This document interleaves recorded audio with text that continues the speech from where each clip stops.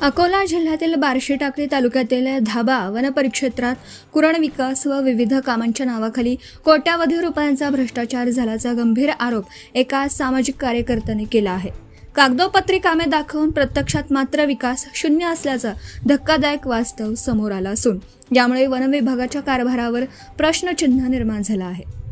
सदर तक्रारीनुसार धाबा रेंजमध्ये कुरण विकासासह विविध योजनांमध्ये मोठ्या प्रमाणात अनियमितता करण्यात आली आहे। मर्जीतील ठेकेदारांना लाभ देण्यासाठी 3 कोटेशनच्या प्रक्रियेत फेरफार करून 4 ते 5% बिलोमध्ये काम दाखवण्यात आली, मात्र प्रत्यक्षात अत्यंत निकृष्ट दर्जाची कामे करण्यात आली किंवा काही ठिकाणी कामे केवळ कागदोपत्रीच पूर्ण दाखवण्यात आली असा आरोप करण्यात आला आहे। घटनास्थळी पाहणी केल्यास अनेक ठिकाणी कोणतंही काम झाल्याचं दिसून येत नाही। अंदाजपत्रकानुसार एकही काम योग्य पद्धतीने पूर्ण झालं नसल्याचंही तक्रारीत नमूद करण्यात आलं आहे। त्यामुळे शासनाच्या निधीचा कोट्यावधी रुपयांचा अपहार झाल्याचा संशय व्यक्त होत आहे।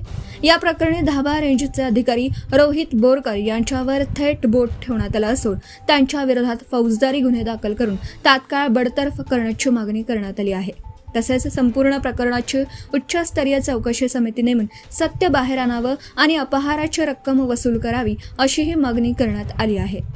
दरम्यान चौकशी पूर्ण होईपर्यंत संबंधित कामांची देयक तात्काळ स्थगित करण्याची मागणीही करण्यात आली आहे। या संदर्भात 25 एप्रिल पर्यंत ठोस कारवाई न झाल्यास 27 एप्रिल रोजी अकोला येथील वन विभाग कार्यालयासमोर आमरण उपोषणाचा इशारा देण्यात आला आहे।